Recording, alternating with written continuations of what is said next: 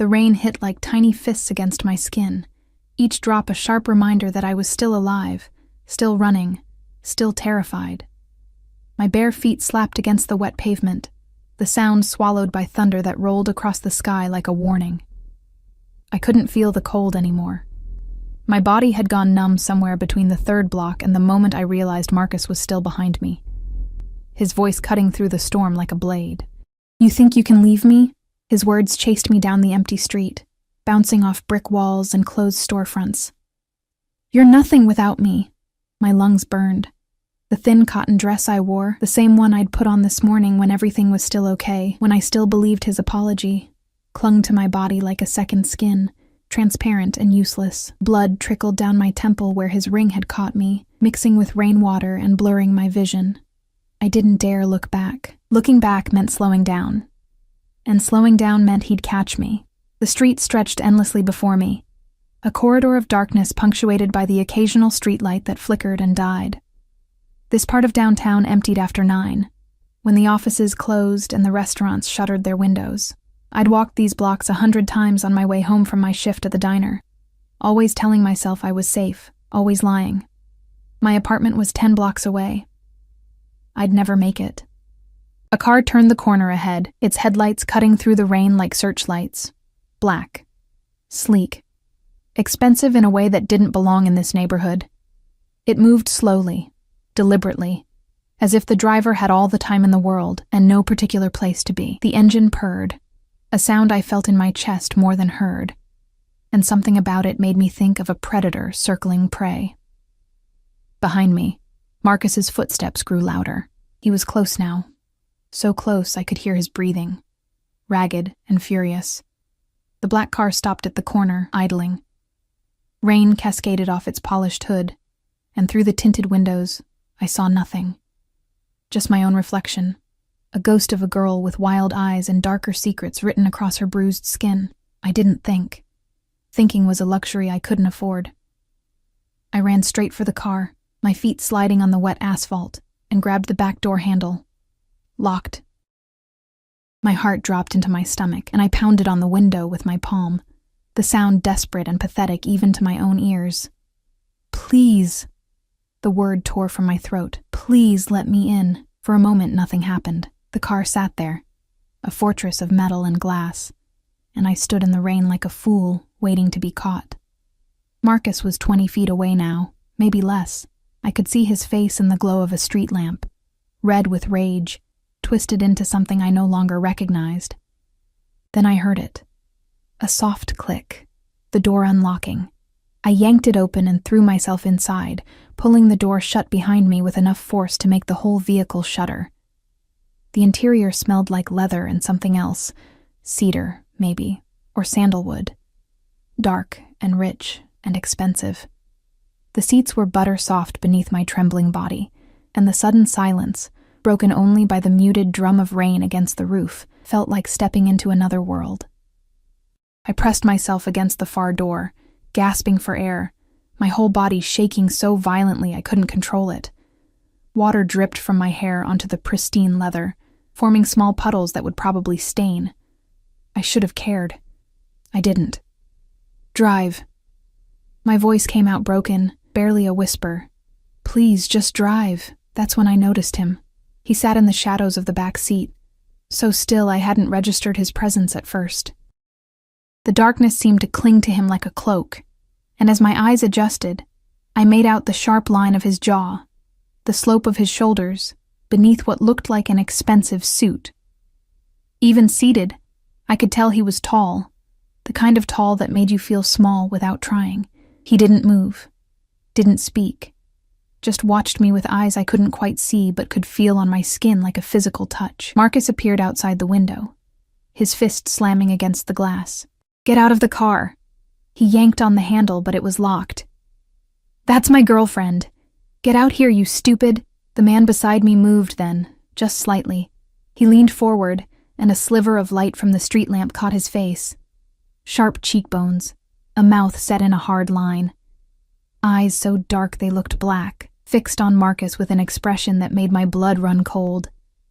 He didn't say a word. He didn't have to. Marcus stopped mid-sentence, his hand falling away from the door. I watched his face change, watched anger drain into something else. Recognition, maybe, or fear. He took a step back, then another, his eyes never leaving the man beside me. I didn't know. Marcus said, his voice suddenly smaller. I didn't know she was with you. With him? I wasn't with anyone. I'd just jumped into a stranger's car like a lunatic, and now Marcus was backing away like he'd seen a ghost. The man beside me finally spoke, his voice low and measured, each word dropping into the silence like a stone into still water. Drive. I wasn't sure who he was talking to until the car began to move, smooth and silent. A driver. I could see him now in the front seat, separated from us by a partition of dark glass. He hadn't said a word, hadn't asked questions. He just drove. I turned back to the window. Marcus stood in the rain, growing smaller as we pulled away, his figure dissolving into the darkness until he was gone. Relief flooded through me so suddenly I felt dizzy, and I realized I was crying, silent tears that mixed with the rainwater still dripping down my face. Thank you, I managed, my voice trembling. Thank you so much. I just need to get to... You're bleeding. I blinked, turning to look at him. He was staring at my temple, at the cut Marcus's ring had left. His expression hadn't changed, but something in his tone made me lift my hand to the wound. My fingers came away red. It's nothing, I said quickly. Just a scratch. If you could drop me at... Who was he? The question caught me off guard. I hesitated, my hand still pressed to my temple. My ex-boyfriend. We broke up tonight, and he didn't take it well. He hit you. It wasn't a question, and I didn't answer. What was there to say? Yes, he hit me. Yes, he'd been hitting me for months. I should have left sooner.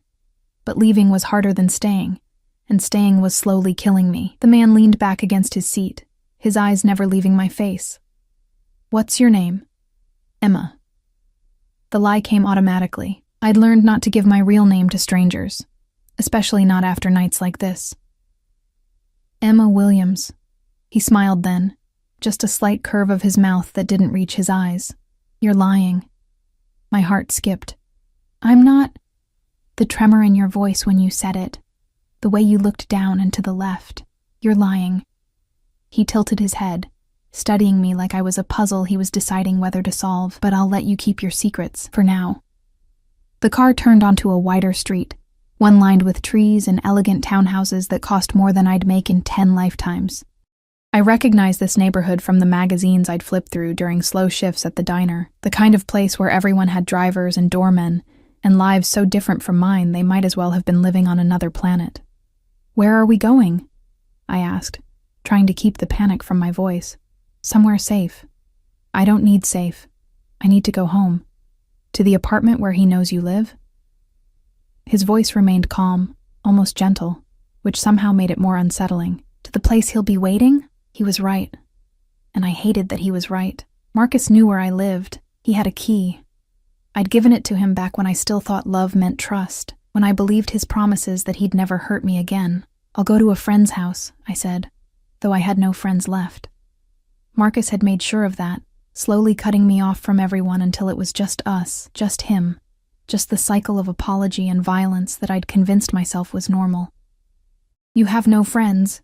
Again, not a question. He read me like I was transparent, like every secret I'd ever kept was written across my skin in ink only he could see. No family nearby, no one to call. That's why you ran into a stranger's car instead of dialing for help. My phone.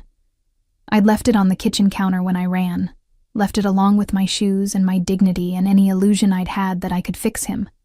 I don't know who you are, I said, my voice steadier than I felt. But I appreciate the help, really.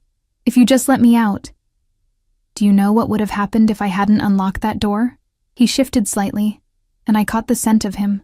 Cedar, yes, but also something darker, like smoke and aged whiskey. He would have caught you. And then? I didn't answer because I didn't need to. We both knew what would have happened. I'd seen that look in Marcus's eyes before. The one that said he was past reason, past words, past anything but rage. The car stopped in front of a building that looked like it belonged in a movie. All glass and steel and understated elegance. The driver appeared at my door before I could process what was happening, holding an umbrella to shield me from the rain. I didn't move. "I can't go in there," I said. "You can." The man beside me finally moved, unfolding from his seat with a grace that seemed at odds with his size. He was tall. I'd been right about that. And the way he carried himself suggested he was used to people moving out of his way. "And you will. Why are you helping me?" He paused at the open door, rain misting in around the umbrella's edges. When he looked back at me, his expression was unreadable, but his eyes held something I couldn't name. Something that made my breath catch. "Because you ran," he said simply, "and because he should have let you go." Then he was gone, stepping out into the night, and I was left with a choice that wasn't really a choice at all. Stay in the car and eventually have to face Marcus, or follow this stranger into a building that screamed money and power and danger of a different kind.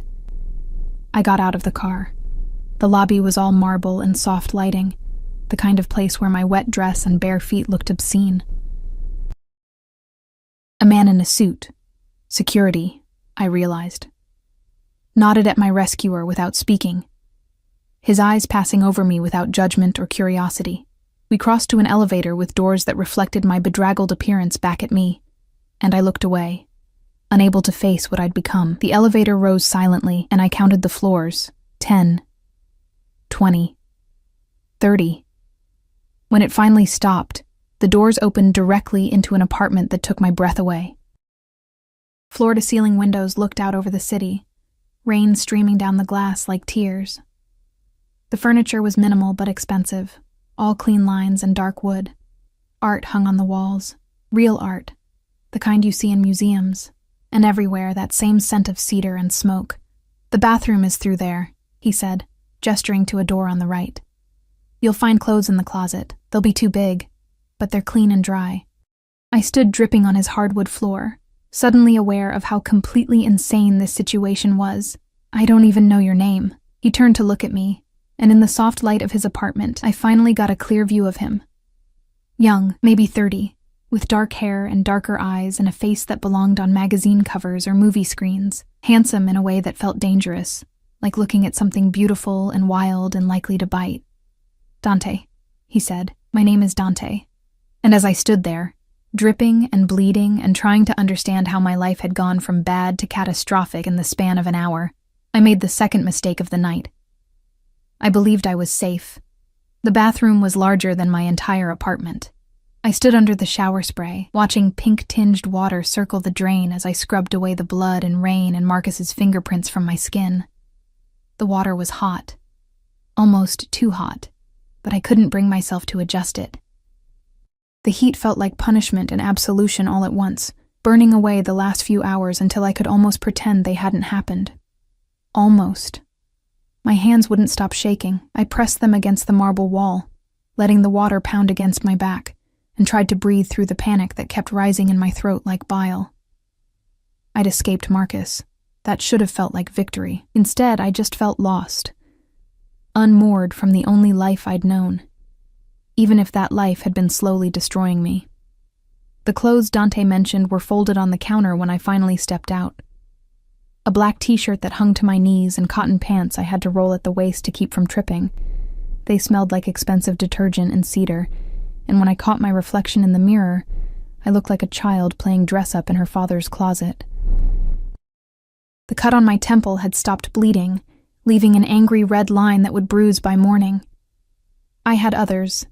Fingerprint shadows on my upper arms, a darker mark on my ribs where Marcus had shoved me into the kitchen counter. They'd fade eventually. They always did. Until the next time. Except there wouldn't be a next time. I'd finally run. Finally chosen myself over the twisted thing we'd been calling love. I just wished I felt braver about it. When I emerged from the bathroom, I found Dante standing by the windows, a phone pressed to his ear. He spoke in low tones, too quiet for me to make out the words. But something in his posture, the rigid set of his shoulders, the way his free hand curled into a fist, suggested the conversation wasn't pleasant. He ended the call as I approached, pocketing the phone without looking at it. "Better?" he asked. "Cleaner, at least?" I wrapped my arms around myself, suddenly feeling exposed despite being covered from neck to ankle. "Thank you. For the clothes, for everything." He turned to face me fully, and I realized he'd removed his suit jacket. His shirt was black, fitted enough to hint at the frame beneath, and his sleeves were rolled to his elbows, revealing forearms marked with what looked like old scars. He'd loosened his tie, and somehow that small concession to casualness made him seem more dangerous, not less. "Sit," he said, gesturing to the leather sofa that probably cost more than I made in a year. I hesitated. Every instinct I'd developed over the past year with Marcus told me not to trust this, not to trust him. But I was so tired, bone-deep exhausted in a way that had nothing to do with running through the rain. I sat. Dante disappeared into another room, returning moments later with a first aid kit that looked too professional to be standard home supplies. He sat beside me, not touching, but close enough that I could feel the heat radiating from his body, and opened the kit with practiced efficiency. "Let me see your head." "It's fine, really. Let me see it." There was something in his voice that made arguing feel pointless. I turned toward him, tucking my damp hair behind my ear to expose the cut. His fingers were surprisingly gentle as he examined it, tilting my face toward the light with a touch so careful it made my throat tighten. "It's not deep," he said, reaching for an antiseptic wipe. "But it'll scar if you're not careful." I heal fast. The lie tasted bitter. I never healed fast. I just got better at hiding the damage. He cleaned the wound with steady hands, his face close enough that I could see the faint shadow of stubble along his jaw, the nearly imperceptible scar that cut through his left eyebrow. His eyes were focused, intent. And I found myself studying him the way he'd studied me in the car, trying to understand who he was, why he'd helped me, what he wanted in return. Because everyone wanted something. I'd learned that the hard way. "Does he know where you work?" Dante asked, pressing a butterfly bandage over the cut. "The diner?" "Yes, but I can't just not show up. I need that job." "You needed that job." He set the first aid kit aside and leaned back, his eyes finding mine. "You're not going back there." "Excuse me?" "He knows where you work. He knows where you live. Going back to either place is suicide." "So what am I supposed to do?" The words came out sharper than I intended, edged with the hysteria I'd been holding back. "Hide forever? Start over with nothing? I have $17 in my bank account, and the clothes on my back. Except these aren't even mine, and no plan beyond making it through tonight. So you make a new plan, just like that? Just like that."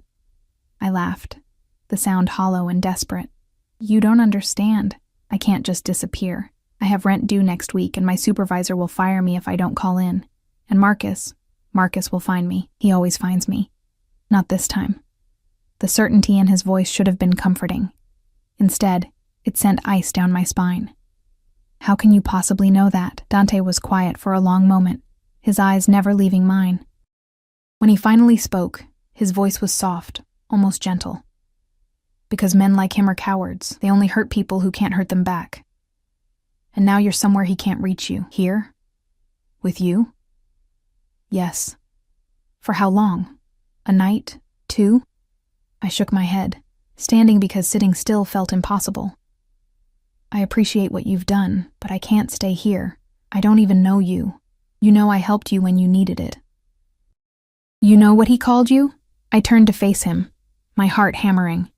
"When he saw you in the car, Marcus said, 'I didn't know she was with you.' Like knowing you changed everything, like he was scared of you." I took a breath, forcing myself to ask the question that had been circling my mind since we left that rainy street. "Who are you?" Dante stood slowly, his movements controlled and deliberate. He walked to a bar cart near the windows and poured amber liquid into 2 glasses, the sound of it sharp in the quiet room. He held one out to me. "Whiskey," he said when I didn't take it. "You look like you could use it." I accepted the glass, my fingers brushing his, and warmth shot up my arm like an electric current. I took a sip, and the liquor burned going down, settling hot in my empty stomach. "My family owns businesses throughout the city. Dante said, nursing his own drink. Restaurants, nightclubs, real estate, were well known in certain circles. What kind of circles? His smile was thin, humorless. The kind where people like your ex know better than to cause problems. Understanding clicked into place, cold and certain. The expensive car, the driver who never spoke. The way Marcus had backed away like Dante was radioactive. The apartment that screamed wealth but felt more like a fortress. I couldn't finish the sentence. Saying it out loud felt too dangerous, like invoking something I couldn't take back. I'm someone who can keep you safe, Dante said, which wasn't an answer, but also told me everything I needed to know. I should have left right then, should have thanked him, walked out the door, and taken my chances with Marcus, and the streets, and whatever came next. But my feet stayed planted on his expensive hardwood floor, and I took another sip of whiskey instead. Why? The question came out as a whisper. Why would you help me? You don't know me. Dante moved closer, closing the distance between us with 2 measured steps. He was tall enough that I had to tilt my head back to meet his eyes, and something about the angle made me feel even smaller, more vulnerable. I saw you running, he said. Saw the fear in your eyes, the way you pounded on my window like it was your last chance, and I thought... He paused, his jaw tightening. I thought about my mother. The admission hung between us, raw and unexpected. Your mother? She ran once, too, when I was 8 years old. His voice remained steady, but his eyes had gone somewhere else, somewhere dark. My father found her. She never ran again. I'm sorry. Don't be. He drained his glass in one swallow, setting it down with a sharp click. It taught me something important, that women who run deserve to get away, and men who chase them deserve whatever comes next. The promise in those words should have terrified me. Instead, I felt something unfurl in my chest, something dangerous that felt almost like hope. Stay, Dante said, and it wasn't quite an order, but wasn't quite a request either. Give yourself time to figure out what comes next. You'll be safe here. For how long? As long as you need. It was insane. All of it.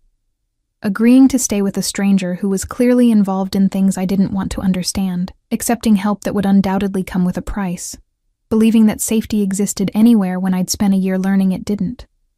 But the alternative was going back out into the rain, back to an apartment Marcus had keys to, back to a life that had been slowly suffocating me.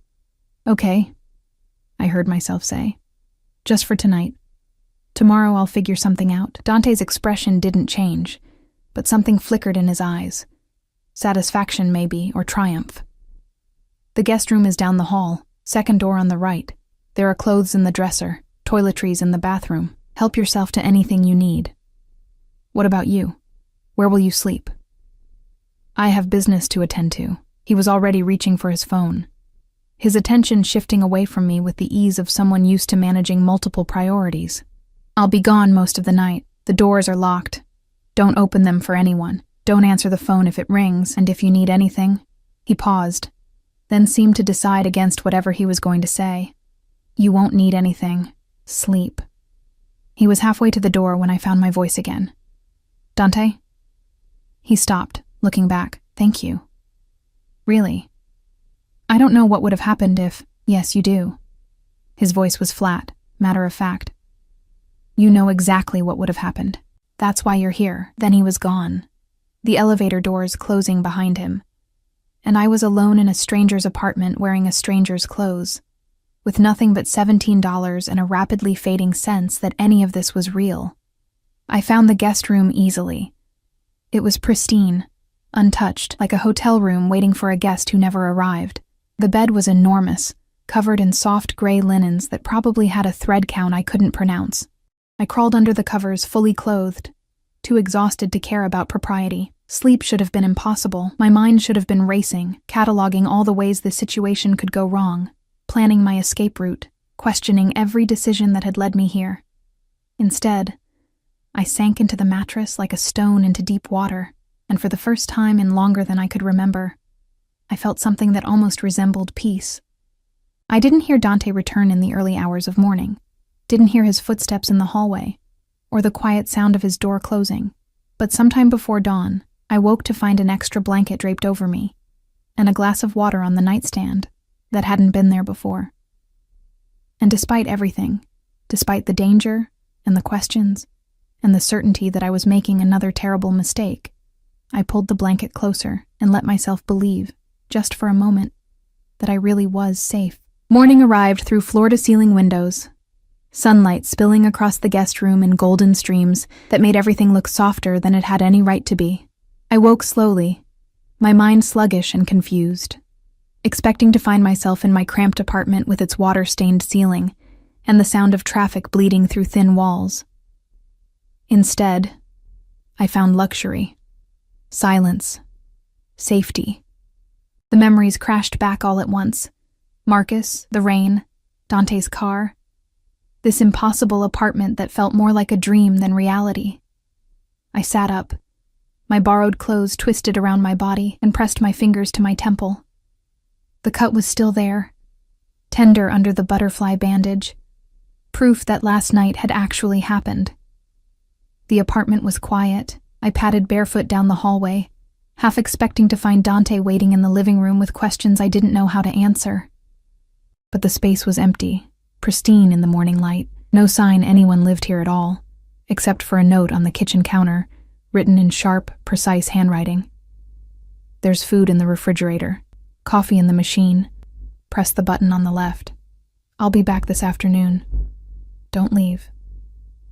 Don't leave, like I was a prisoner or a guest or something in between. I made coffee because I didn't know what else to do, watching the dark liquid drip into a cup that probably cost more than my weekly paycheck. The refrigerator was stocked with things I never bought for myself: fresh fruit, expensive cheeses, bread from a bakery that didn't price their items because if you had to ask, you couldn't afford it anyway. I ate standing at the counter, feeling like an intruder in someone else's life. Through the windows, the city stretched out below me, a maze of buildings and streets and people living their normal lives, oblivious to the fact that mine had shattered into pieces I didn't know how to put back together. My phone was gone. My apartment keys were gone. My shoes, my purse, my entire life as I'd known it. All of it abandoned in that kitchen when I ran. I had nothing except borrowed clothes and a stranger's charity, and the weight of that dependency sat heavy in my chest. I needed to call work, needed to tell them something, anything, to explain why I wouldn't be coming in for my shift. But Dante's instructions had been clear. Don't answer the phone, don't open the door, don't leave. The hours crawled by with excruciating slowness. I explored the apartment because staying in one place felt impossible, opening doors to find rooms that looked barely used. A home office with a desk that held nothing but a laptop and a single pen. Another guest room. A library with leather-bound books that looked more decorative than read. And then, Dante's bedroom.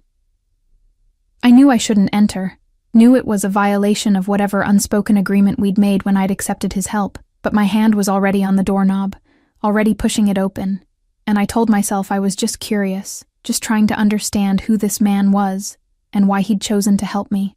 The room was dark despite the afternoon sun, blackout curtains keeping the light at bay. The bed was made with military precision, not a wrinkle in sight. More books on the nightstand, these ones worn and dog-eared, actually read. A framed photograph that I couldn't quite make out in the dimness. I was reaching for the lamp when I heard it. The elevator, the mechanical hum of its ascent, growing louder, closer. My heart jumped into my throat, and I backed out of Dante's room quickly, closing the door just as the elevator opened. But it wasn't Dante who stepped out. 3 men emerged, all wearing suits that fit too well to be off the rack, all carrying themselves with the casual confidence of people who'd never been told no. The one in front was older, maybe 50, with silver threading through his dark hair and eyes that swept the apartment with practiced efficiency. Those eyes landed on me, and his expression shifted from neutral to something colder. "Who are you?" he asked, his voice accented with something European, Italian, maybe. I couldn't speak. Couldn't move. I just stood there in the hallway wearing Dante's clothes, looking like exactly what I was, an intruder who didn't belong. "I asked you a question." He took a step closer, and the 2 men behind him fanned out slightly, blocking any path to the elevator. "How did you get in here?" "Dante..." My voice came out as a croak. I cleared my throat and tried again. "Dante let me stay here. Last night." The man's eyebrows rose slightly. Did he? It wasn't a question, and something about his tone made my skin prickle with warning. I'd made a mistake. A huge one. These men knew Dante, but that didn't mean I was safe with them. I should go, I said, taking a step backward. You'll just stay right there. The man pulled out his phone, pressing a single button. The call connected immediately, and he spoke without preamble. We have a situation at your apartment. A girl says you let her stay here. I couldn't hear Dante's response, but I watched the man's face carefully, trying to read what was being said in the tightening of his jaw, the slight narrowing of his eyes. Understood, he said finally, ending the call. He studied me for a long moment, his expression unreadable. Dante will be here in 10 minutes. Sit down. Don't move. Don't speak unless spoken to. It wasn't a suggestion. I sat on the edge of the leather sofa, my hands folded in my lap to hide their trembling, while the 3 men positioned themselves around the room like sentries. None of them spoke. None of them even looked at me directly. They just stood there, waiting, and the silence pressed down on me until I thought I might scream just to break it. The 10 minutes felt like hours. When the elevator finally opened again, Dante stepped out, and the change in the room's atmosphere was immediate. The 3 men straightened slightly, their attention shifting to him with a deference that made my stomach clench. Dante's eyes found mine first, and I couldn't read his expression. Then he looked at the older man. Marco, report. We came to discuss the Castellano situation, Marco said. Found her here. She claims you gave her permission to stay. I did. Dante's voice was flat, offering no explanation. Is there a problem? You know the rules about bringing outsiders to this location. I know the rules I made. Dante moved past Marco without breaking stride, his presence commanding attention without demanding it. The girl stays. Are we clear? Marco's jaw tightened, but he nodded. Clear. Good. Now tell me about Castellano. They moved to the far side of the room, speaking in low tones I couldn't quite hear. I caught fragments. Shipment, delays, someone named Luca, who'd apparently made a costly mistake. The words meant nothing to me, but the tension in their postures spoke volumes.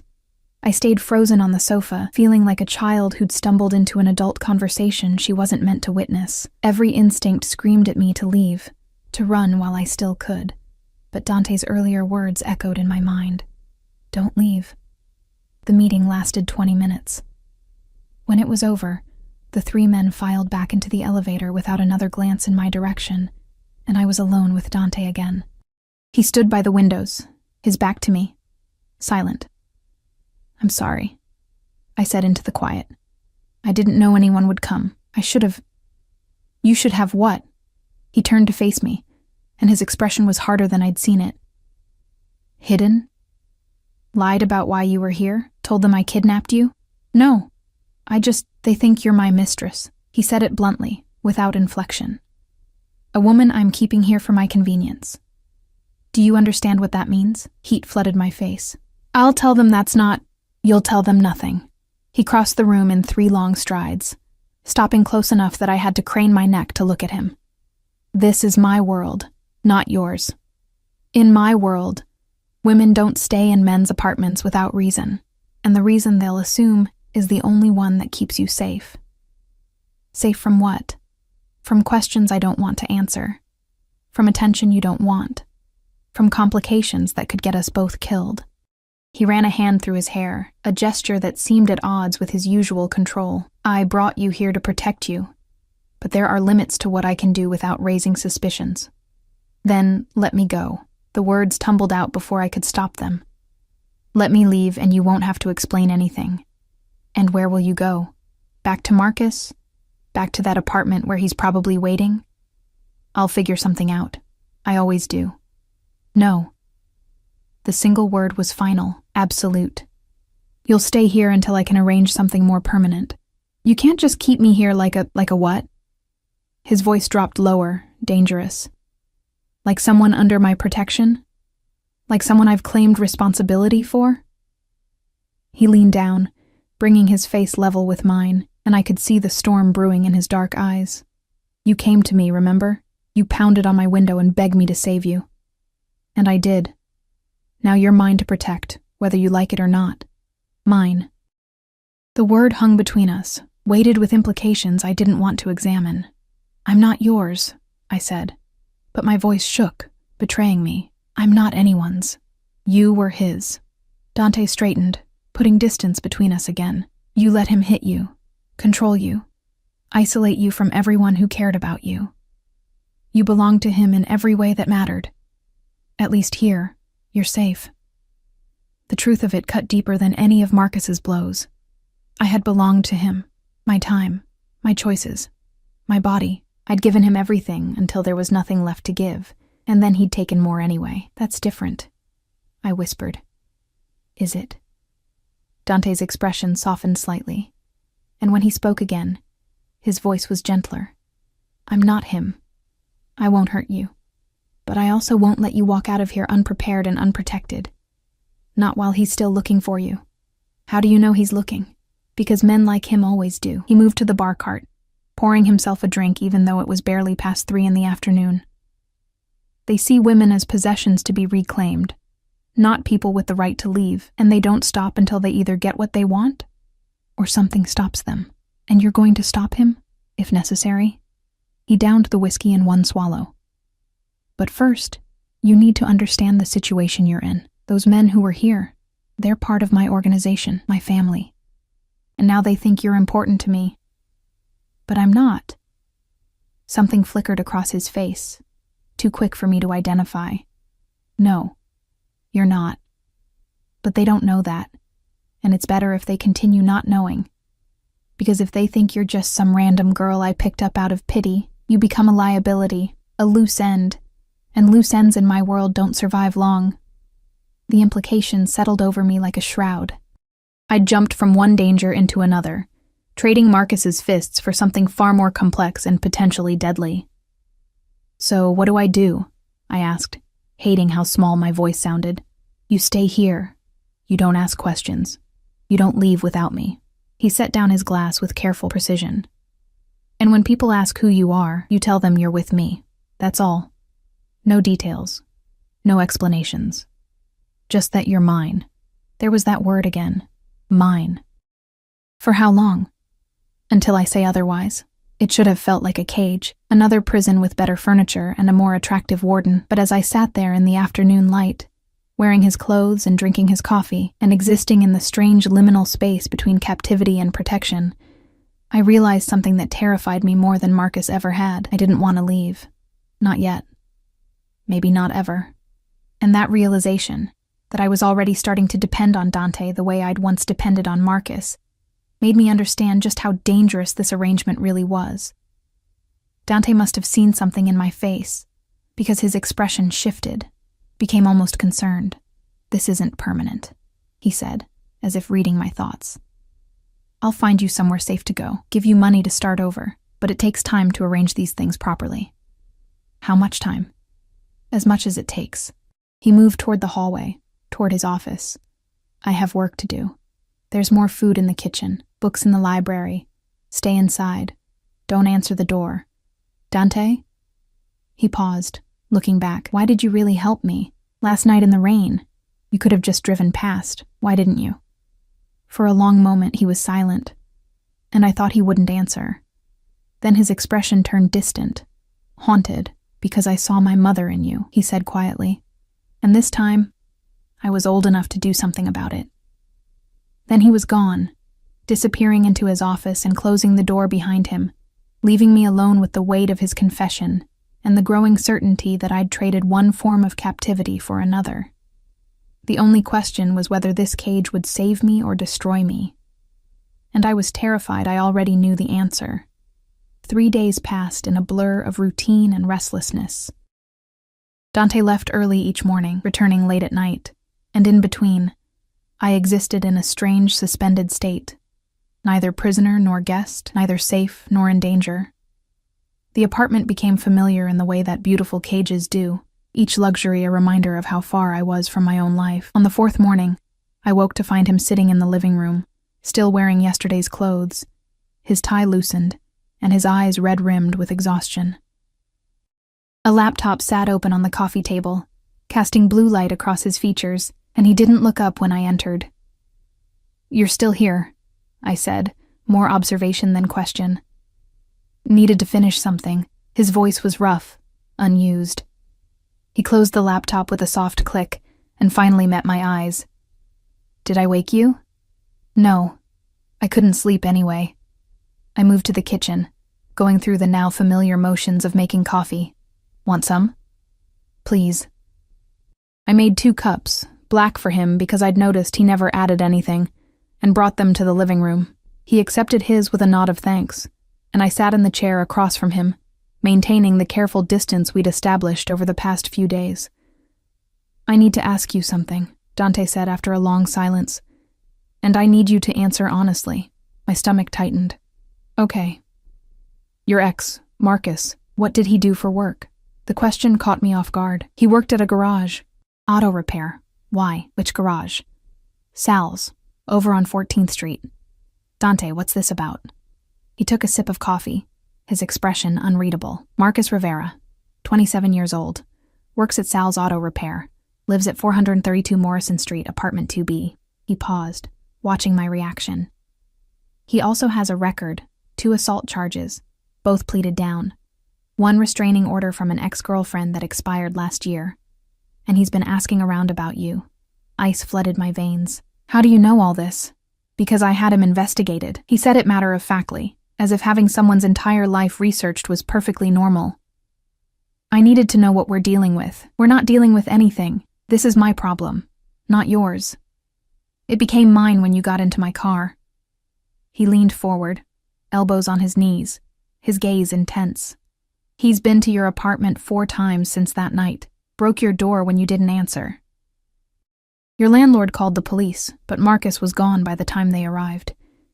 He's also been to the diner every day, harassing your coworkers, demanding to know where you are. My hands shook around the coffee cup.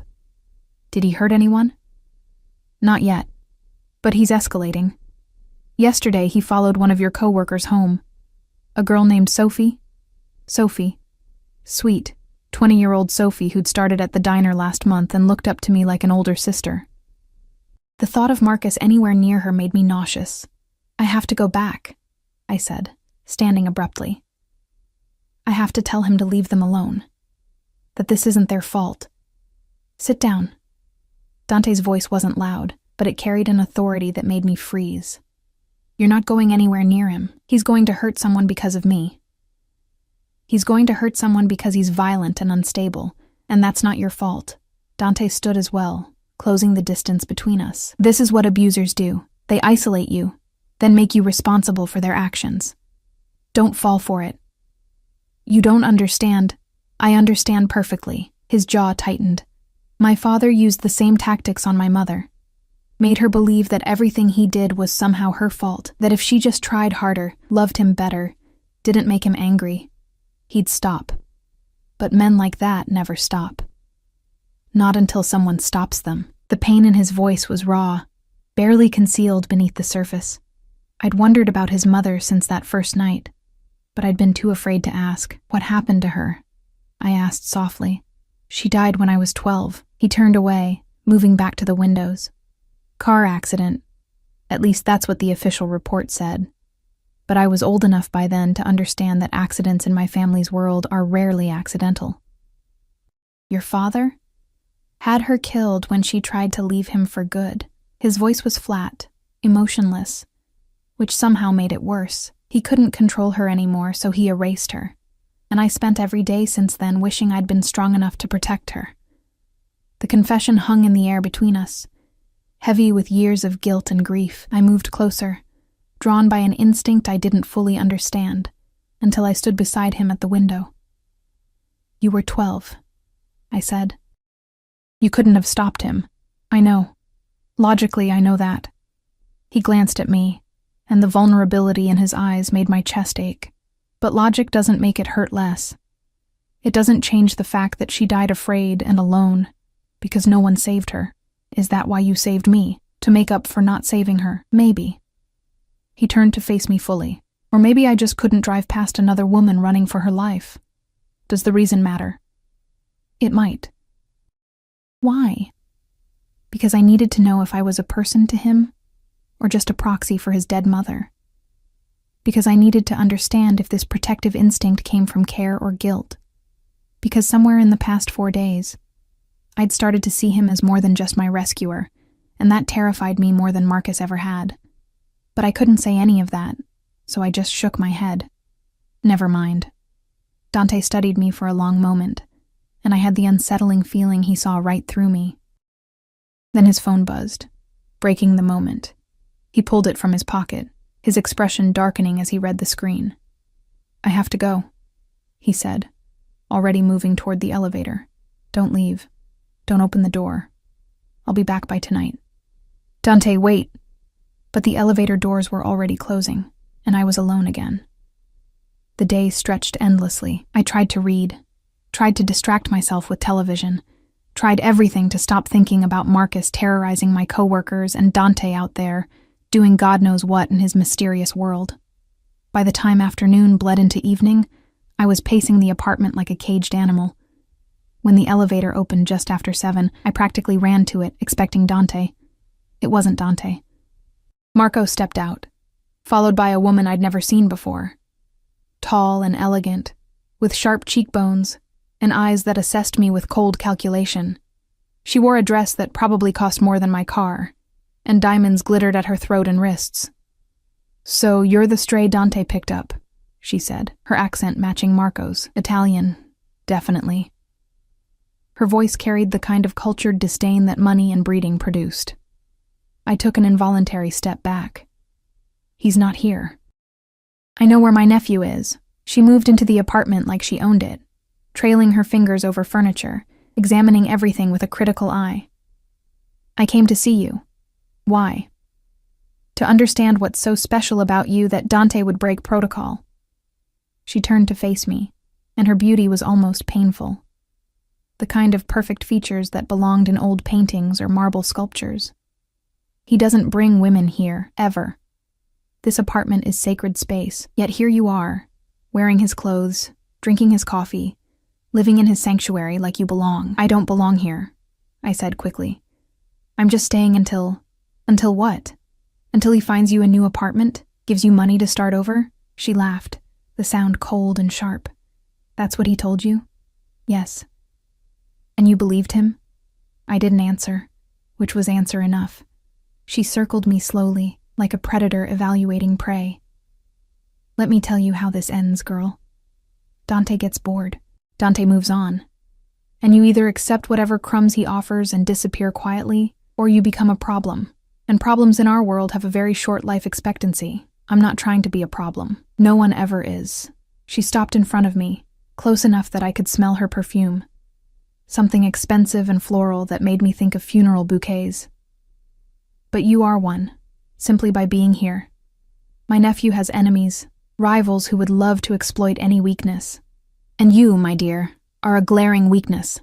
Then I'll leave. Too late for that. You've been seen. My men know about you. Word spreads fast in our circles." Her smile was sharp as broken glass. "The only question now is whether you're smart enough to play the role Dante's assigned you, or foolish enough to complicate things." "What role?" "His mistress, his possession, the woman he's claimed." She tilted her head, studying me. "Can you do that? Can you smile and nod and pretend to be madly in love with a man you barely know? Can you convince his enemies that you're important enough to him that touching you would mean war?" My throat felt tight. "I don't know how to do any of that." "Then learn quickly." She moved toward the elevator, Marco falling into step behind her. "Because if you can't convince them you're valuable to Dante, they'll see you for what you really are, a liability, and liabilities get eliminated." "Wait." But they were gone. The elevator descending, leaving me alone with the weight of her warning, and the growing certainty that I'd stumbled into something far more dangerous than I'd imagined. When Dante returned 3 hours later, I was still standing by the windows, watching the city lights blur through tears I refused to let fall. "What happened?" He was at my side immediately, his hand cupping my face, tilting it toward him. "Did someone come here? Did someone hurt you?" "Your aunt was here." My voice came out steadier than I felt. "She wanted to meet the stray you picked up." Dante's expression went cold. "What did she say to you?" "The truth. That I'm a weakness.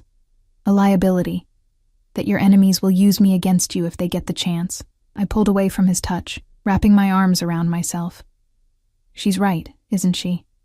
I've put you in danger just by being here. My aunt is a manipulative woman who spent her entire life playing power games. He caught my arm, turning me back to face him. Don't let her get in your head, but she's not wrong. I am a weakness, and I don't know how to be what you need me to be.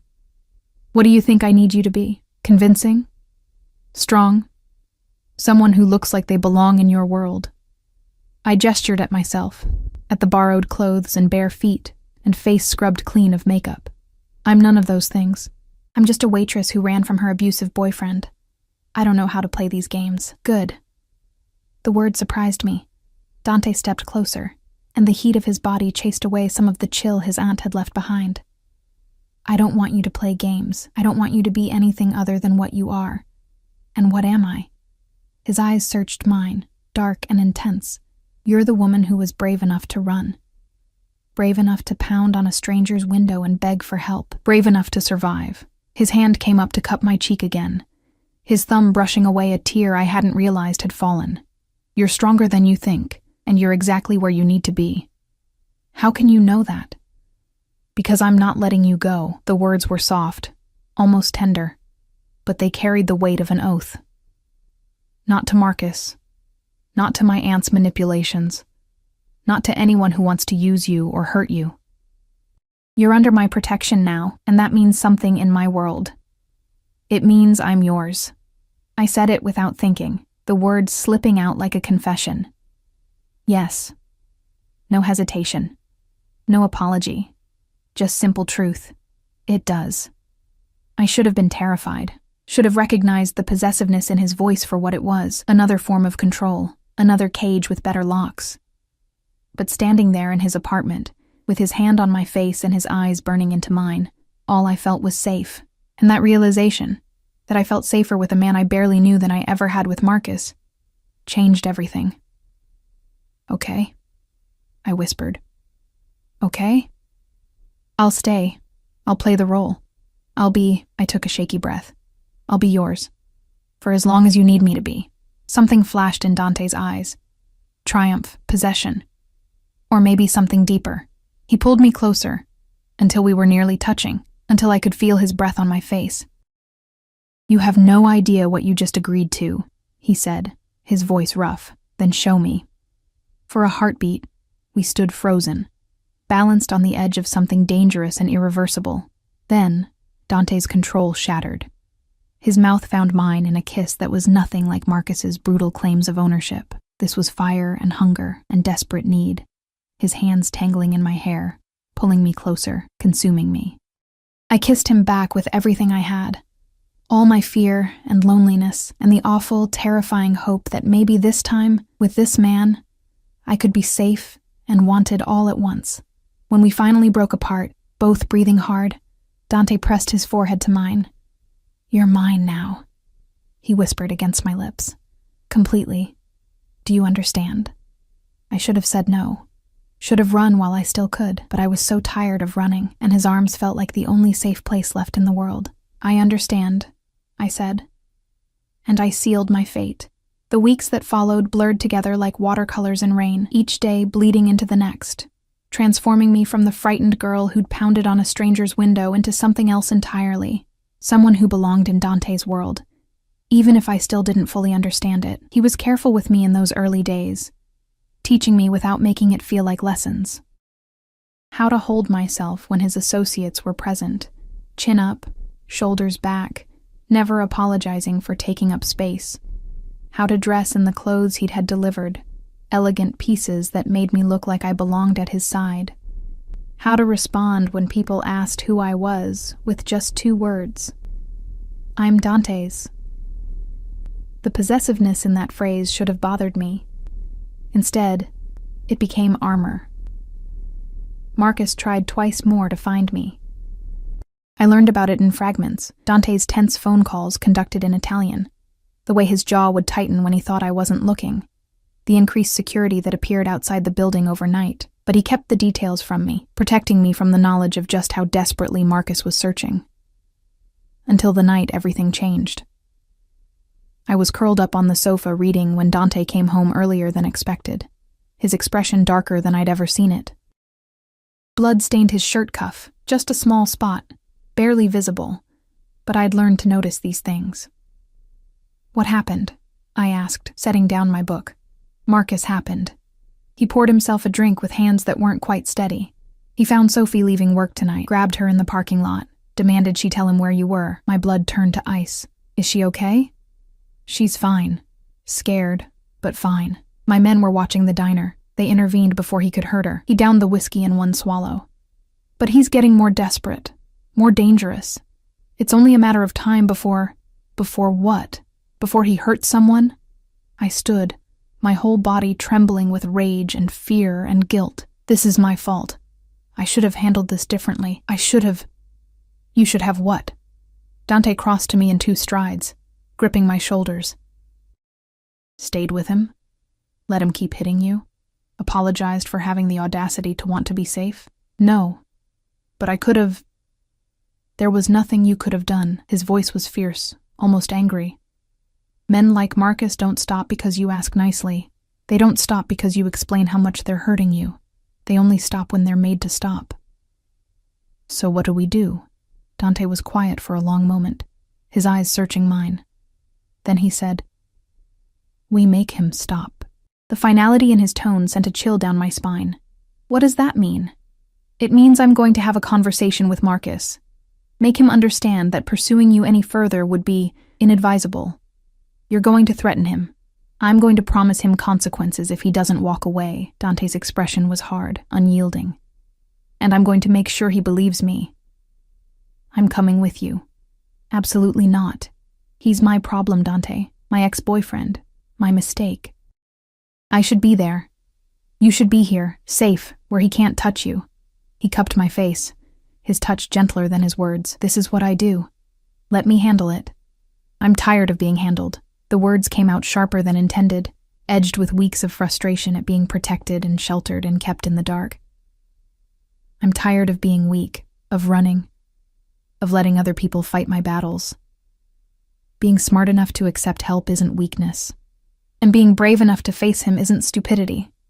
I pulled away from his touch, lifting my chin the way he'd taught me. "I need to do this. I need to look him in the eye and show him I'm not afraid anymore. But you are afraid." He said it gently, without judgment. "I can see it in your eyes. Of course I'm afraid. But I'm going anyway."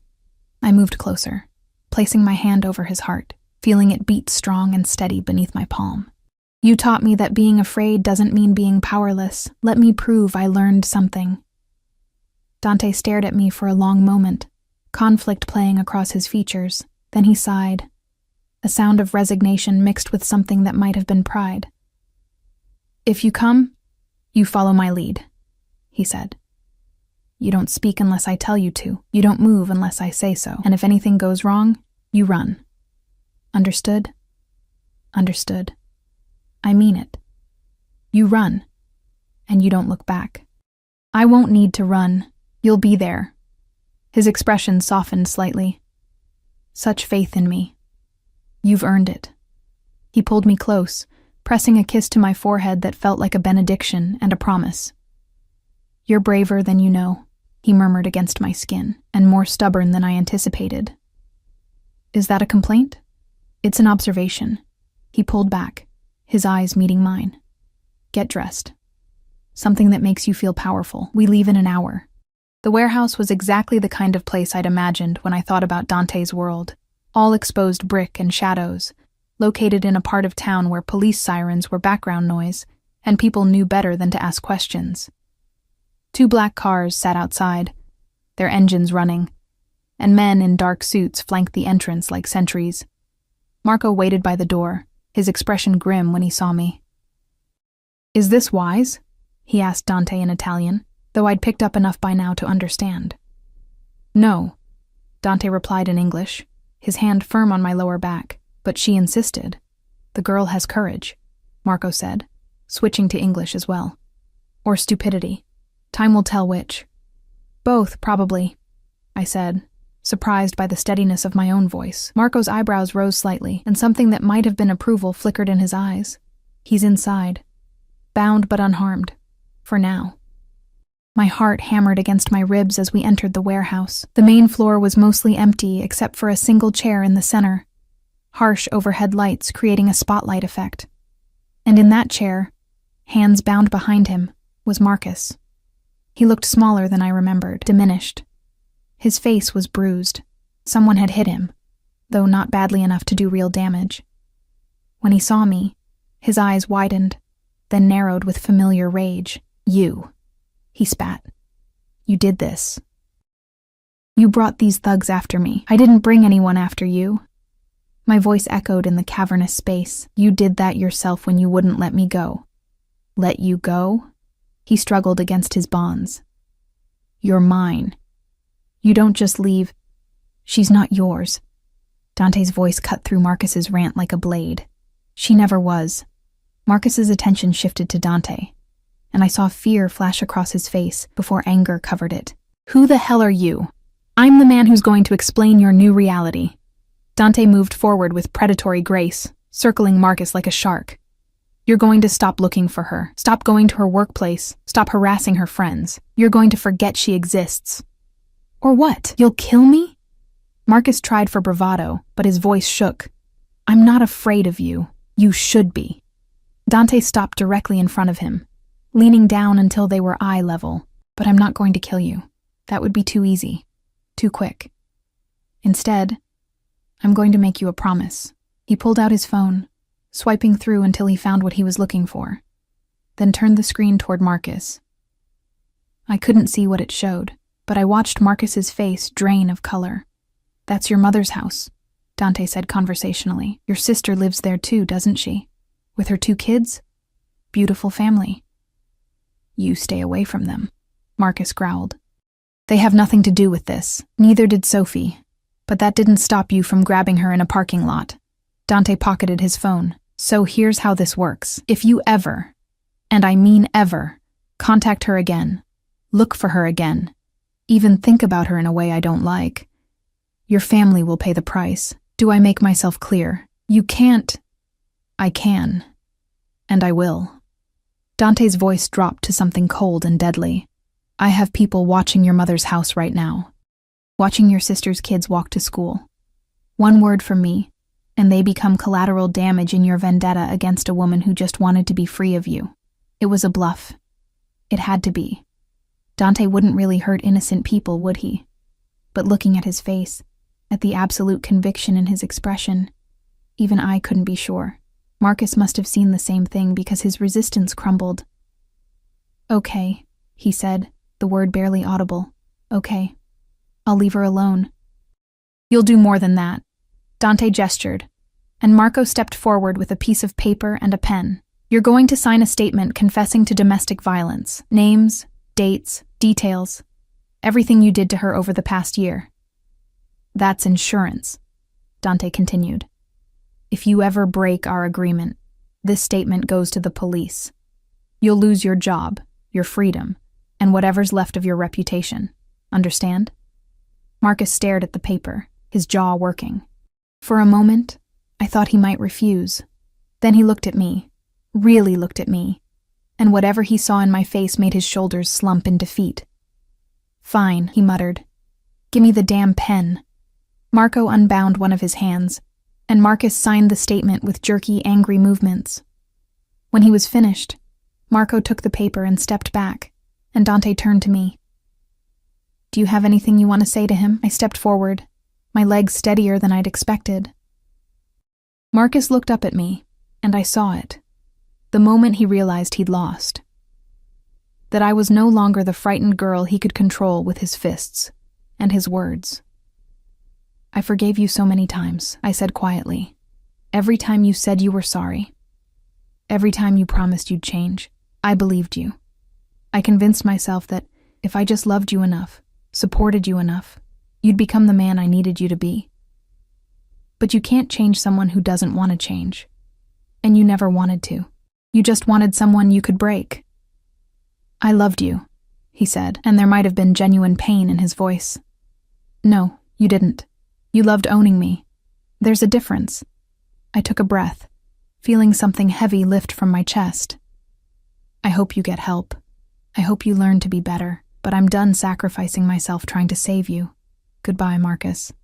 I turned away, and Dante's hand found mine, squeezing gently. Together, we walked toward the exit, leaving Marcus bound to that chair in his pool of harsh light. You're just going to leave me here, Marcus called after us. Someone will untie you in an hour, Dante said without looking back. Use that time to think about the choice you're making. Because if I ever see you again, it won't be in a warehouse. It'll be in a morgue. The threat hung in the air as we stepped outside, and I sucked in deep breaths of cool night air, feeling like I'd been holding my breath for months and could finally exhale. Are you okay? Dante asked once we were in the car, his driver pulling away from the warehouse. I don't know. I stared at my hands, watching them tremble. That was either the bravest or stupidest thing I've ever done. It was necessary. He pulled me close, and I let myself collapse against him, feeling the adrenaline drain away, leaving exhaustion in its wake. You needed to see him powerless, needed to take back control. Did you mean it? About his family? No. The admission came without hesitation. I would never hurt innocent people, but he doesn't know that. Fear of consequences is often more effective than the consequences themselves. I tilted my head to look at him. You're a complicated man, Dante. And you're a stubborn woman who's making my life infinitely more complicated. But he smiled as he said it, pressing a kiss to my temple. What am I going to do with you? Keep me? The words came out smaller than intended, vulnerable in a way that terrified me. His arms tightened around me. Always. The months that followed were the strangest, most beautiful of my life. I moved from being Dante's protected guest to something more. His partner, his confidant, the woman who stood at his side at dinners and meetings and made his associates believe I belonged there. Because somewhere along the way, I started to believe it myself. I enrolled in online classes, studying business management because Dante insisted I needed goals beyond him. He hired a therapist who specialized in trauma and abuse, and I spent painful hours unpacking what Marcus had done to me and learning that survival wasn't the same as healing. I reconnected with Sophie, who'd been terrified but ultimately unharmed, and slowly rebuilt the friendships Marcus had destroyed. And Dante, complicated, dangerous, protective Dante, became the home I'd never had. Not because he owned me or controlled me, but because he saw me, all of me. The broken parts and the brave parts and the parts still learning the difference. 6 months after that night in the warehouse, we received word that Marcus had moved to another state, chasing a job opportunity. The statement Dante held remained locked in a safe, insurance we'd never need to use because Marcus had finally learned what it meant to let go. Do you miss your old life? Dante asked me one evening as we stood by the windows, watching the city lights flicker like fallen stars. No. I didn't have to think about it. That wasn't a life. It was survival. And this? He pulled me closer, his warmth chasing away the chill of the glass. What is this? I turned in his arms, meeting his eyes, those dark, intense eyes that had seen too much, but still looked at me like I was something precious. This is living, I said. Finally living. He kissed me then, slow and deep and full of unspoken promises. When we broke apart, he rested his forehead against mine, he said. The words simple but weighted with everything we'd survived to get here. I don't say it enough, but I do. You're not just under my protection anymore, you're in my heart. Tears pricked my eyes, happy ones this time, free of fear and pain. I love you too, even though you're bossy and overprotective and slightly terrifying. Only slightly? I'm being generous. He laughed, the sound rich and warm, and I realized I'd never heard him laugh before that moment. We'd had smiles, touches, passionate nights, and quiet mornings. But laughter, pure, unguarded joy, was new. Maybe that's what healing looked like, not the absence of scars, but the ability to feel happiness despite them. Dante's aunt had been wrong about one thing. I wasn't a weakness. Together, we were stronger than either of us had been alone. He taught me to be brave, and I taught him it was okay to be soft. He gave me safety, and I gave him someone worth protecting, not out of obligation, but out of love. The girl who'd run through the rain that night was gone, transformed into a woman who knew her worth and refused to settle for anything less than being cherished. And the man who'd unlocked his car door for a desperate stranger had found something he hadn't known he was looking for, someone who saw past the danger to the heart beneath. We stood there as the city glittered below us, two people who'd found each other in darkness and chosen to build something bright. Marcus was a ghost from a life I'd left behind. The fear was gone. The running was over. I was home. And home, I'd learned, wasn't a place. It was standing in Dante's arms, safe and loved, and finally, beautifully free. The rain had washed away the girl I'd been. What remained was the woman I was always meant to become, stronger, braver, and entirely, irrevocably his. Just as he was mine.